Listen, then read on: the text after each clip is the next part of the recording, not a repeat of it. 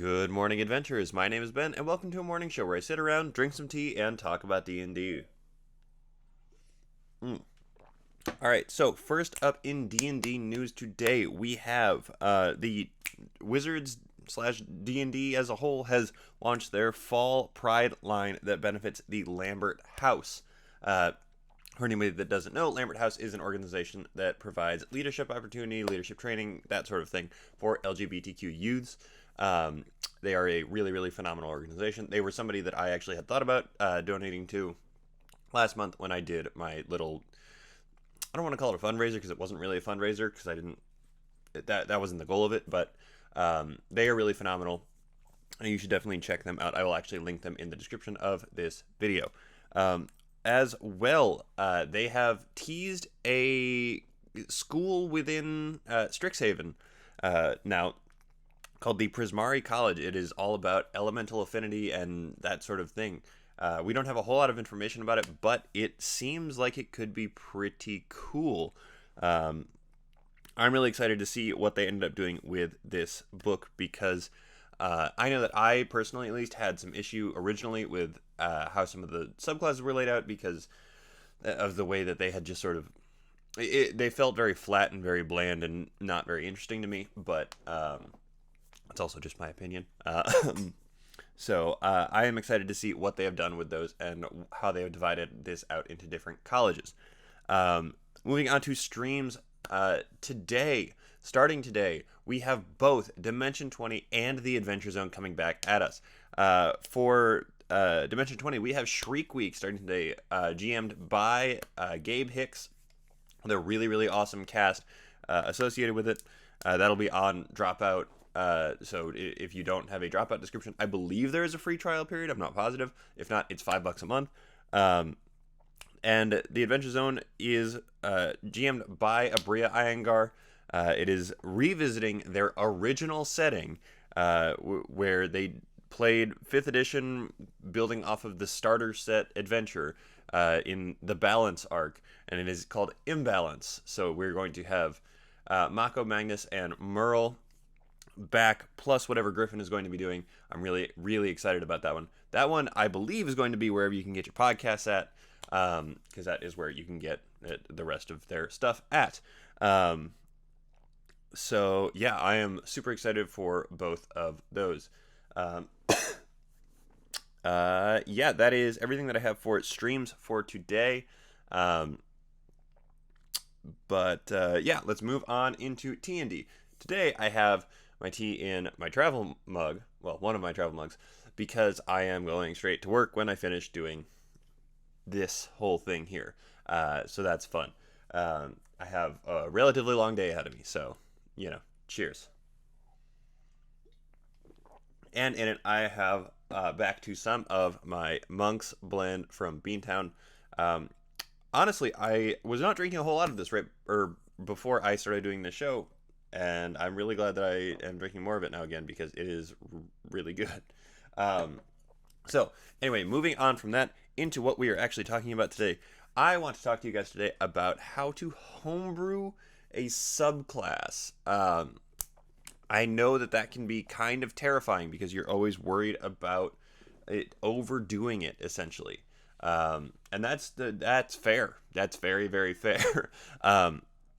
But I have been doing it for a while now. I really, really like doing it. It's actually one of the things that I tend to do more than other things, just because it has now become something that I can sort of do in rhythm instead of having to sit there and really, really like concentrate and think about it. So I'm going to go through my process a little bit with you guys here. And there are so many ways to do this. This is definitely not the only way. This is just my way. In fact, I didn't really do any research when I started doing this. I just kind of went for it. And here we are now. And yeah, here we are now is essentially the end of that sentence. The thing about homebrewing a subclass, right, is that you need to find a niche that is wide enough for you to actually sit your subclass into. There needs to be some kind of need that you are trying to fill with this subclass. Um, in order to make it like a viable thing and not just feel like you are just pulling from everywhere else and just mashing up some of the better features of different subclasses, you need to actually try and fit what you are working on doing.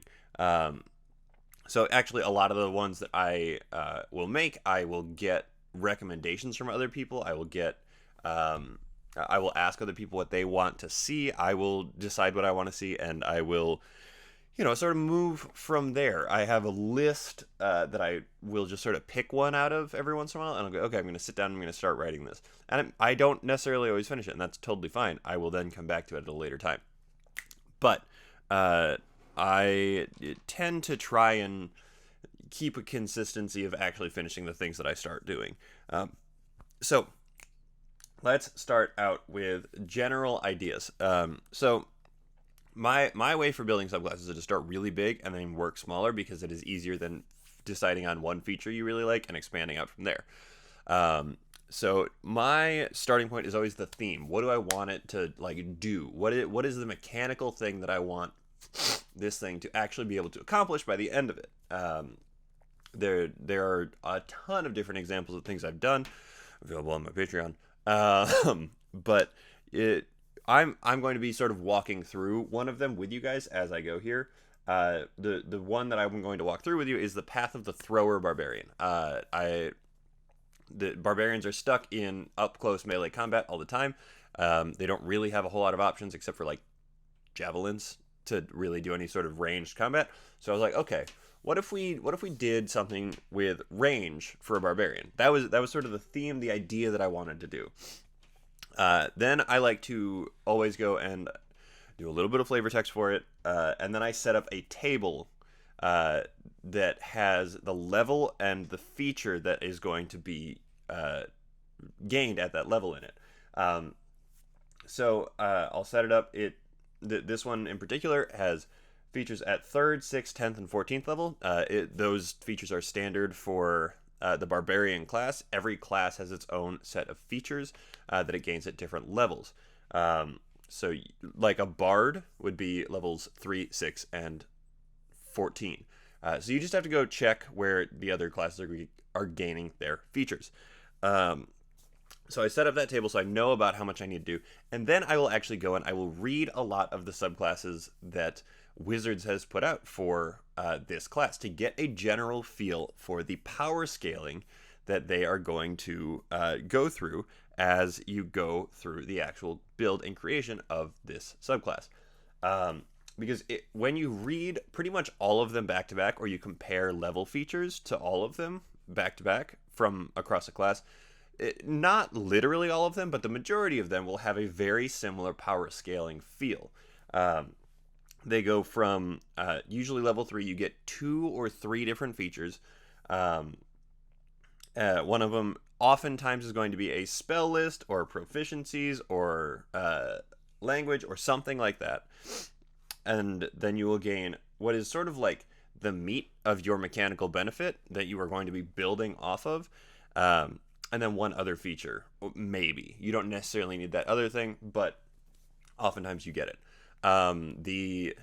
That feature that is going to be the meat of it is the thing that you want to spend the most time developing in my mind. And sometimes it is super, super straightforward and super simple. Sometimes it takes quite a bit to actually figure out. For this path of the thrower barbarian, which again is, if you guys want to find what I'm talking about here, it is free. It's earlier in the posts on my Patreon, but it is actually free on there, public for anybody to use. The idea behind this was to make it a ranged barbarian. So the first feature that it gets, the meat feature that it gets, is ranged rage, right? Like you have to be able to give a barbarian some range if you want it to be a ranged barbarian. And so this feature gives you I sort of folded proficiencies into it because of the way that I wanted this sort of like flavor wise to feel. So you get proficiency with specialized weapons, specifically that are laid out at the bottom of that feature. It's shot put, discus, bolus, and hammer and chain, sort of in that order.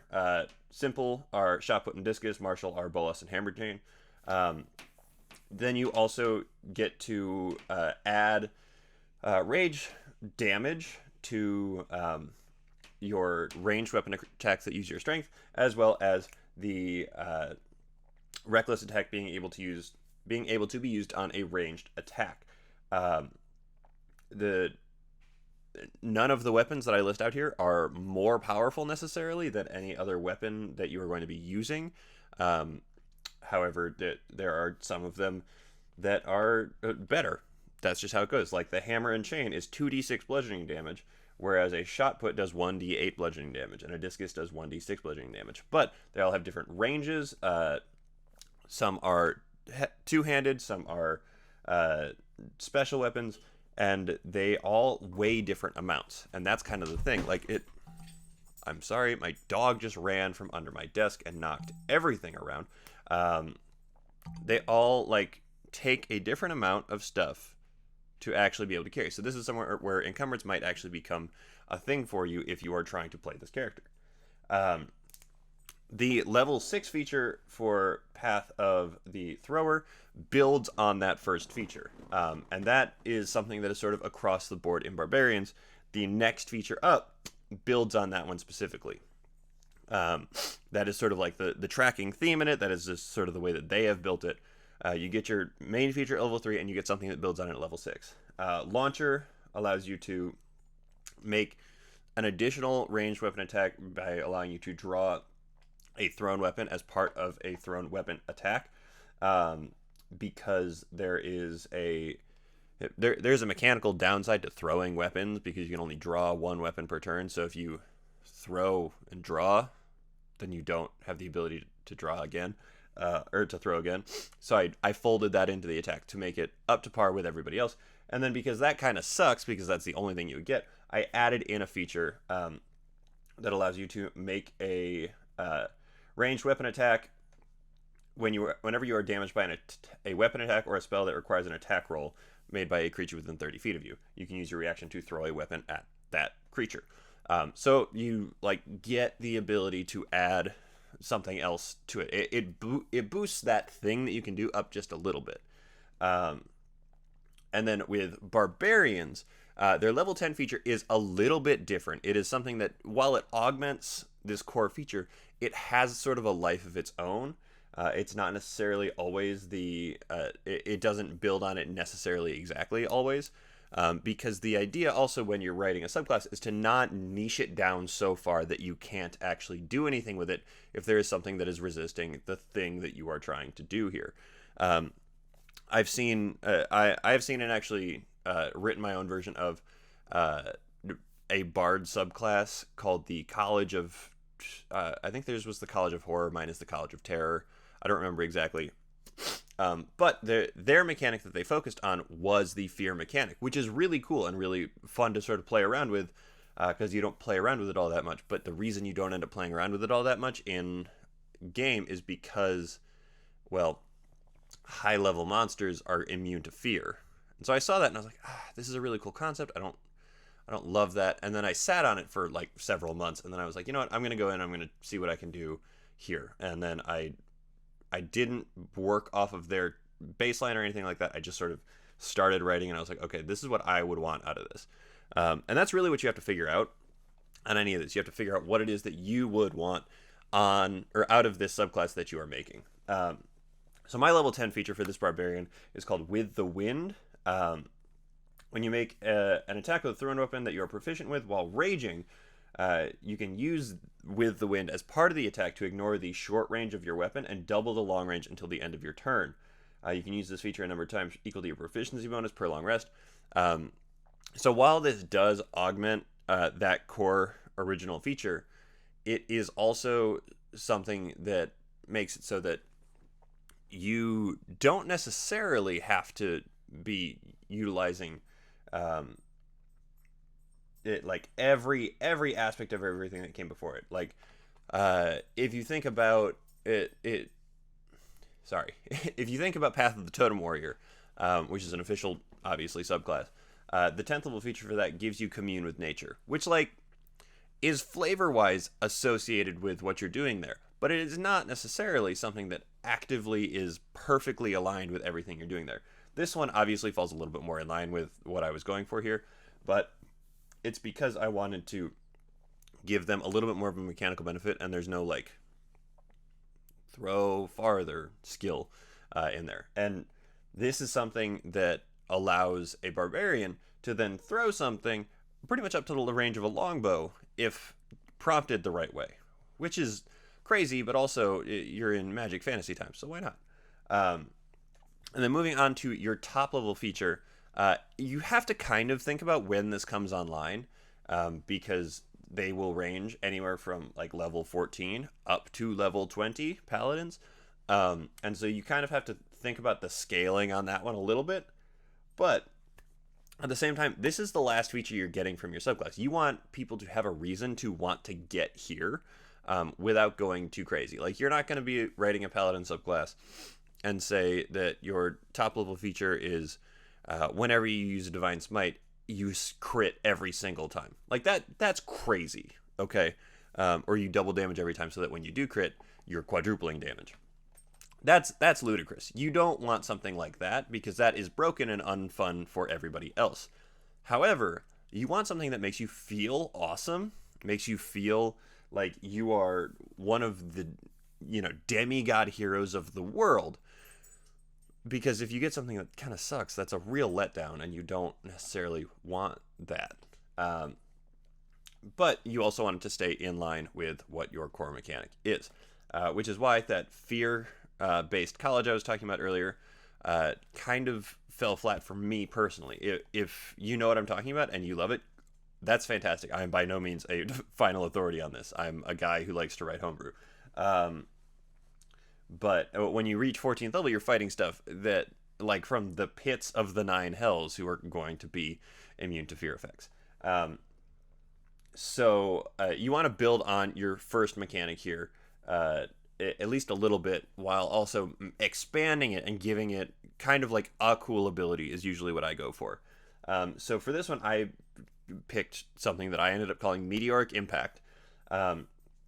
And once per round, when you hit a creature with a thrown weapon attack before the damage is rolled, you can decide to double the amount of damage dealt and force that creature to make a dexterity save, the DC of which is equal to 8 plus your proficiency bonus plus your constitution modifier, or be knocked prone and have their speed reduced by half until the end of your next turn.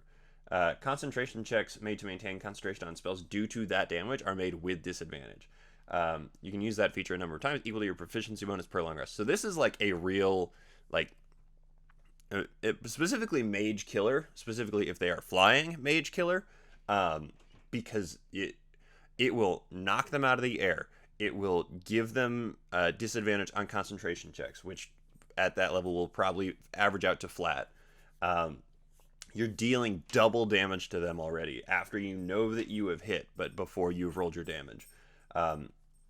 It is one of those things where it will make you feel crazy powerful because you'll be dealing like, 60 damage probably with one hit here. However, you're not necessarily going to use this every time you crit. Maybe you really, really need this concentration spell dropped on somebody, so you're just going for it, or you're trying to burn through some legendary resistances or something like that, so you're just going for it. That's great. Like, go for it. That's the idea. You want to use this feature because you want to feel awesome while you are actually using it. Let's see. That's honestly a lot of it. That's kind of my process. Sometimes I will figure out the name of the feature before I figure out what it actually does because I want to keep it in theme. And sometimes I will figure out the feature itself before I figure out the name of it because I have an idea for what the mechanic I want to be is, but I don't know what I would call it. That's kind of up to you in the order that you do those things. But I like to, if I can, sit down, write the entire thing, and then leave it alone for like a couple days, and then come back to it and read it again and see what I did wrong. Because in the moment, I'm flying through it, and I think it's great, and I will realize when I come back that I forgot some very important words there that make all the difference. Like, I just wrote one a couple days ago that was all about healing from a rogue, and I realized that I didn't put touch in anything that I talked about. So there was an unlimited range, technically, by the word of the feature, to everything that I was having it do. And that was not the intention at all. So I went back and I put in that you can touch after most of the creatures that I had listed in there. It's little things like that. So go back and edit at least 2 days later. If you get stuck, leave it alone for at least 12 hours and then go back to it. Or if you are out somewhere and you have an idea, write it down in your phone or something, because trust me, you don't want to lose that fleeting idea, because it really, really sucks to do. But I love this. This is something that I really enjoy doing. I love giving my players options that aren't in the book, and it's when I do that, it comes with the understanding that this might be something that gets tweaked as we go here, because this is a test. This is homebrew. This is not something that is finalized. If you watch Critical Role, Taliesin is almost constantly getting things changed on him because he's always choosing to play homebrew based things.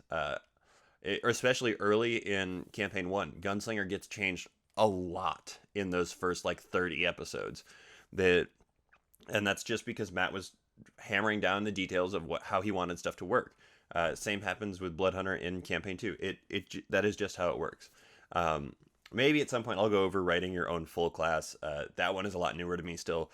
It's a lot more intensive than a subclass, but definitely go into your subclass with an idea of a flavor that you want to hit. Because if you go in with just this vague mechanical idea, like, oh man, wouldn't it be cool if, barbarians could hit things far away, you don't really have anything to work with then.